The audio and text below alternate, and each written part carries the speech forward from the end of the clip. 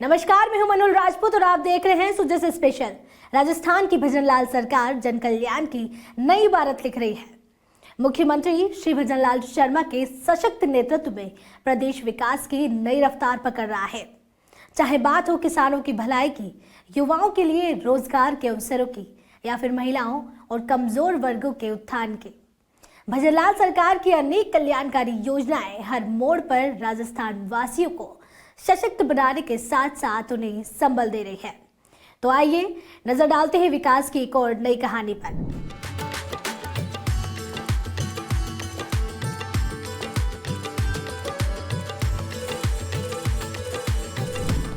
बीकानेर का जिला अस्पताल पूरे जिले में अपनी बेहतर स्वास्थ्य सेवाओं के लिए जाना जाता है।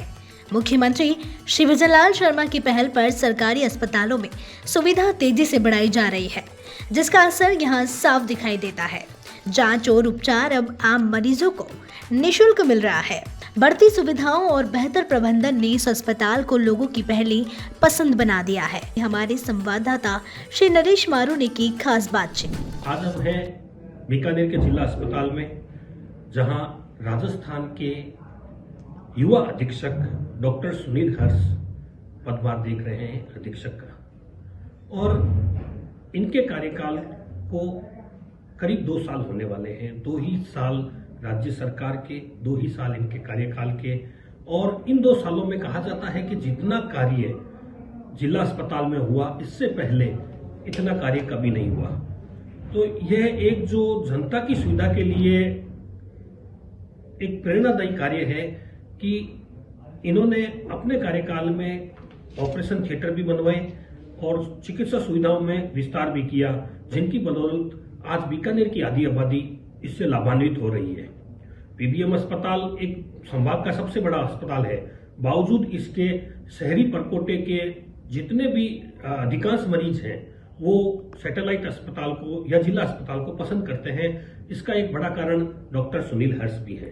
तो आज हम इनसे बातचीत करते हैं कि ये क्या विजन रखते हैं और किस तरह से ये अस्पताल में सुविधाओं का विस्तार करते हुए मरीजों को आकर्षित करते हैं। तो सर बताइए कि यह जो जिला अस्पताल है, यहाँ पर आप किस तरह की सुविधाएं मरीजों को देते हैं, इससे ज्यादा से ज्यादा यहाँ पर मरीज आ रहे हैं? नमस्कार, धन्यवाद। पहले मैं थोड़ा सा अस्पताल के बारे में बता दूं। ये अस्पताल 1994 में 94 में एस्टेब्लिश हुआ था और यहाँ शहर के ही सेठ मुंद्रा परिवार ने जमीन 12 बीघा जमीन डोनेट करी थी और ये बिल्डिंग बना के दी थी। तब ये अस्पताल 50 बेड का सैटेलाइट अस्पताल था। 2007 में इसको 100 बेड के जिला अस्पताल में इसको क्रमोन्नत किया गया। थोड़ा सा चूंकि पीबीएम संभाग का सबसे बड़ा अस्पताल है और दूसरा बड़ा अस्पताल बीकानेर का सरकारी क्षेत्र का दूसरा सबसे बड़ा अस्पताल है, थोड़ा सा पीबीएम की वजह से अस्पताल थोड़ा सा दब गया था, मतलब मैं यही कहूँगा। और हमने पिछले 2 सालों में बहुत सारे काम ऐसे किए जिससे हॉस्पिटल में हम चिकित्सा सुविधाओं का विस्तार कर सके। माननीय मुख्यमंत्री जी की जो सबको सुलभ चिकित्सा सुविधाएं उपलब्ध कराने का जो संकल्प है, विजन है, उस पर काम करते हुए माननीय विधायक महोदय ने, माननीय केंद्रीय मंत्री जी ने कई बार इसके लिए डिस्कशन किया। और ये जो सबसे बड़ी समस्या ये है, बीकानेर में जो पुराना शहर है और जो पीबीएम अस्पताल है, उसके बीच में काफ़ी सारे ट्रैफिक के, बाजारों के बैरियर्स होते हैं। तो मरीजों को, जो पश्चिम क्षेत्र के जो मरीज है, उनको पीबीएम अस्पताल की बजाय यहाँ आना ज़्यादा सुलभ लगता है, ज़्यादा आसान लगता है। तो इसी को देखते हुए हमने अस्पताल में सुविधाएं विकसित करने का कार्य शुरू किया। तो उसमें कई सारे नवाचार हुए, सरकार का भी सहयोग मिला, माननीय विधायक महोदय, केंद्रीय मंत्री जी का भी सहयोग मिला और भामाशाहों ने भी पूरा दिल खोल करके सहयोग किया। पिछले 2 साल में 1.5 करोड़ से ऊपर 1.5 करोड़ रुपए का काम भामाशाह यहाँ छोटे मोटे जो काम है, कोई सामान देना है, कोई चीज़ मशीन देनी है या कोई चीज़ विकसित करवानी है, वो करवा के हमें दे चुके हैं। और 4 करोड़ के काम जो भामाशाहों के माध्यम से होने हैं, वो पाइपलाइन में है। 4 करोड़ के काम तो भामाशाह के पाइपलाइन में है। और जिस तरह से अस्पताल सुविधा दे रहा है, भामाशाह भी खुलकर आगे आ रहे हैं।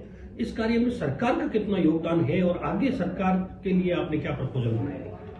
जो माननीय मुख्यमंत्री जी का जो विजन था, जो संकल्प है, उसके अनुसार ये चूंकि अस्पताल मल्टी स्पेशलिटी या हम कह सकें ब्रॉड स्पेशलिटी की अस्पताल है, जिसमें सभी विशेषज्ञ जो चिकित्सक है वो चिकित्सा सुविधाएं उपलब्ध कराते हैं। तो इसी क्रम में हमने अस्पताल को आने वाले 20 से 25 साल में जो शहर की जो आबादी होगी और जो आवश्यकताएं होगी उसको ध्यान में रखते हुए एक प्लानिंग करी। उस प्लानिंग के हिसाब से उसमें अस्पताल में जो सर्जिकल ब्रांचेज है, ओटी है, उसका विकास जो करवाया है, लेबर रूम और जो नवजात शिशुओं से संबंधित जो काम है, एमसीएच जो सेक्टर है उसका जो काम है उसको हमने डेवलप करवाया है। इसके अलावा राज्य सरकार से 10 करोड़ रुपए मुख्यमंत्री बजट घोषणा के माध्यम से अस्पताल के उन्नयन में मिले हैं और उस पर भी कार्य अभी टेंडर हो चुके हैं। आरएसआरटीसी के द्वारा निर्माण कार्य प्रारंभ होना है। तो उसमें नया ओपीडी ब्लॉक और उसमें नए वार्ड जो 60 बेड के वार्ड है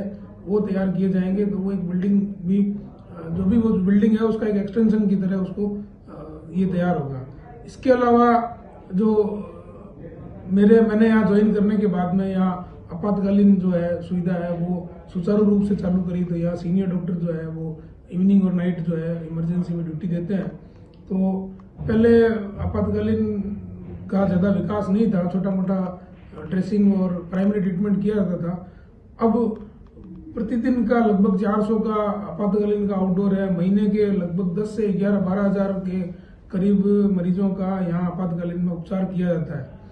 और दूर दराज से जो भी बीकानेर के दूर के कोनों से जो लोग हैं वो रात्रि में उल्टी दस्त की स्थिति में या गिरने, चोट पड़ने या एनिमल बाइट है, बर्न के केसेज है, रोड ट्रैफिक एक्सीडेंट है, इनके केस यहाँ लगातार बढ़ रहे हैं। और उस हिसाब से हमने सुविधाएं भी विकसित करी है। दानदाताओं के सहयोग से भी हमने काफ़ी चीज़ें विकसित करी है।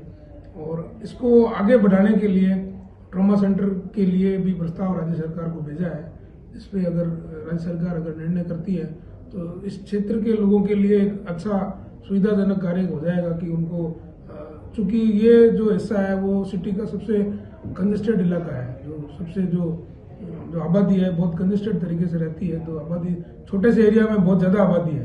तो अगर उनको उनके घर के अगर नज़दीक अगर कोई सुविधा मिलती है तो उससे निश्चित तौर पे क्षेत्र के निवासियों को ज़्यादा लाभ मिलेगा। एक तरफ जहाँ देखते हैं कि जिला अस्पताल होता है वहाँ 1 या 2 ओटी बड़ी मुश्किल से होती है और उनमें ही सारी चिकित्सा सुविधा होती है। यहाँ सुनने में आ रहा है कि आपने कुछ ऐसे नवाचार किए जिससे ओटी भी अलग अलग तरह की बनी हुई है। कौन कौन से ऐसा आपने कुछ किया है? जब मैंने यहाँ ज्वाइन किया था तो ऑपरेशन थिएटर लगभग अक्रिय था, ज़्यादा सक्रिय नहीं था। महीने में मुश्किल से 8 से 10 केस होते थे और ज़्यादातर विभागों के जो सर्जिकल ब्रांचेज है उनके माइनर केसेज है वो ओटी में होते थे। तो हमने पहले जितनी भी सर्जिकल ब्रांचेज थी उनकी आवश्यकता अनुसार हर एक ब्रांच में, जैसे ऑप्थेल्मोलॉजी है, ऑर्थोपेडिक्स है, जनरल सर्जरी है, गायनी है, ईएनटी है, इनमें उनके माइनर ओटी हमने तैयार करवाए। उनको उपकरणों की व्यवस्थाएं करवाई, जो भी उनको आवश्यक उपकरण थे। इसके अलावा स्टाफ भी उपलब्ध करवाया। इसमें मेडिकल कॉलेज से भी हमारे को स्टाफ मिले। तो जो माइनर केसेस थे उसके लिए हमने अलग से व्यवस्था होने से ये हुआ कि जो छोटे मोटे केस के लिए मरीज को ओटी में ले जाना नहीं पड़ता था। तो उससे मुख्य जो ऑपरेशन थिएटर है वहाँ संक्रमण का जो खतरा है वो बच गया उससे।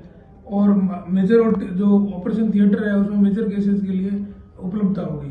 तो उसके बाद में फिर जो नए जो यंग डॉक्टर्स है, नए जो सर्जन्स है, जैसे ऑर्थोपेडिक्स में है, गायनी में है, जनरल सर्जरी में है और ऑप्थेल्मोलॉजी में है, तो ऑपरेशन बढ़ने शुरू हुए। तो पिछले महीने का मैं आंकड़ा दे सकता हूँ कि आप पिछले महीने हमारे यहाँ 125 के करीब मेजर ऑपरेशन हुए हैं, जो अपने आप में एक बड़ी उपलब्धि है। और ये दिखाता है कि लोगों का यहाँ डॉक्टर्स में और व्यवस्थाओं के प्रति जो भरोसा है वो ज़्यादा बढ़ा है।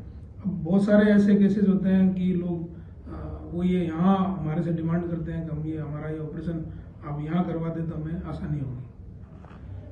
वर्तमान में अस्पताल में राज्य सरकार की ओर से कौन कौन सी योजनाओं से लाभान्वित किया जा रहा है? और एक सवाल ये भी है कि आपने यहाँ पर बहुत से मेजर ऑपरेशन किए हैं जो जिला अस्पताल में देखने को बहुत कम मिलते हैं, तो उनके बारे में पिछले 1.5-2 सालों में बहुत सारे ऐसे ऑपरेशन यहाँ शुरू हुए जो यहाँ कभी हुए नहीं थे। जैसे गायनी में स्टेक्टोमी का ऑपरेशन है जो सीजरियन भी महीने में लगभग एवरेज 15 से ऊपर एवरेज सीजरियन हो रहे हैं यहाँ पे, जिससे प्रसव की सुविधाओं का विस्तार हुआ है। तो मरीज को या सीजरियन की सुविधा मिलती है तो उससे सामान्य डिलीवरी का भी परसेंटेज बढ़ा है।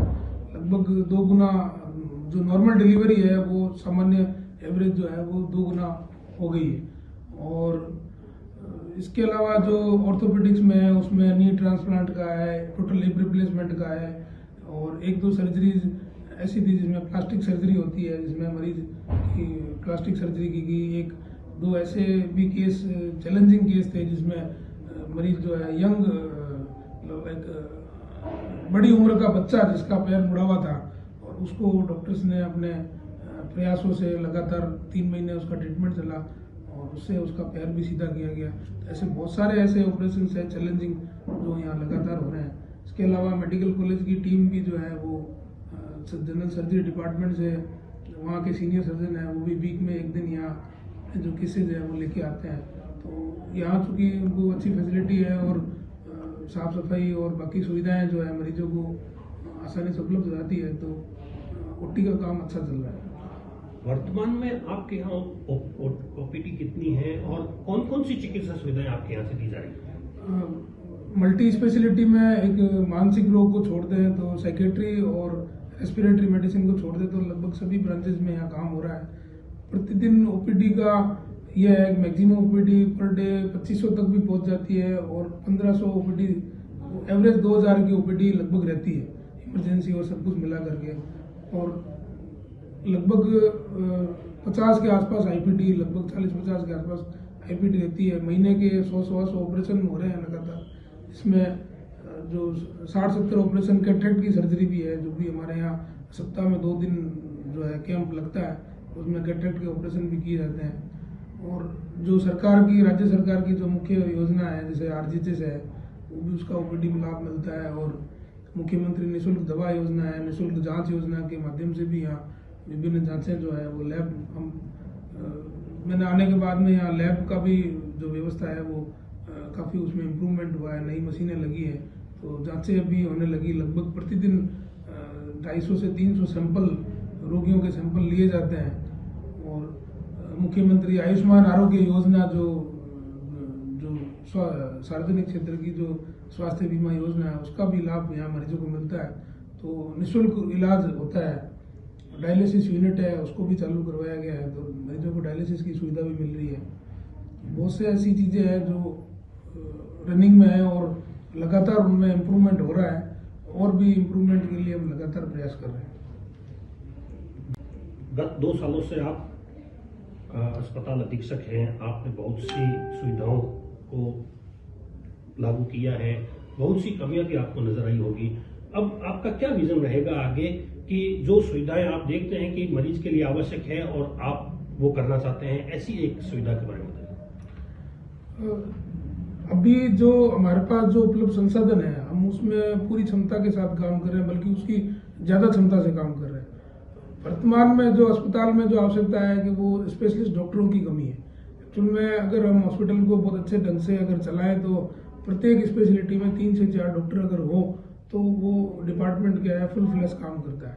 तो डॉक्टर्स अगर और ज़्यादा हमारे पास उपलब्ध हो, चाहे वो राज्य सरकार चिकित्सकों के पद बढ़ाएं, चाहे मेडिकल कॉलेज से अगर चिकित्सक, वैसे अभी हर स्पेशलिटी में सीनियर रेजिडेंट्स माननीय प्रिंसिपल पदे भेज रहे हैं, लेकिन और डॉक्टर्स की अगर डॉक्टर्स हमारे पास इंफ्रास्ट्रक्चर है, हमारे पास सपोर्टिंग स्टाफ है, अगर डॉक्टर्स की उपलब्धता हो तो इस काम को 2 से 3 गुना तक बढ़ाया भी जा सकता है। और इसका ये जैसे अब यहाँ इमरजेंसी चल रही है, यहाँ ओटी अच्छा चल रहा है, लेबर रूम अच्छा चल रहा है, ओपीडी अच्छा चल रही है, तो निश्चित तौर पे ये वो भीड़ थी जो पहले पीबीएम जाती थी, अगर वो यहाँ अगर हो गया है तो पीबीएम पे उसका जो मरीज का भार है वो कम होने से वहाँ भी काम करने में स्टाफ को, डॉक्टर्स को थोड़ी सुविधा मिलती है।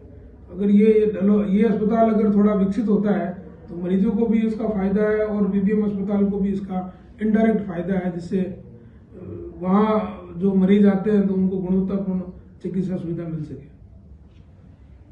जिला अस्पताल आज पीबीएम अस्पताल का एक बहुत बड़ा भार कम कर रहा है। इसका एक बड़ा कारण है कि यहाँ पर जो सुविधाएं हैं, उन सुविधाओं की वजह से यहाँ पर लोग अग्रसित होते हैं। एक जो अन्य कारण था कि रास्ते जो यहाँ के पीबीएम के और शहर के बीच में है, सकड़ी गलियां, तो यहाँ मरीजों को आने जाने में भी परेशानी होती थी, तो उन्होंने जिला अस्पताल का रुख किया।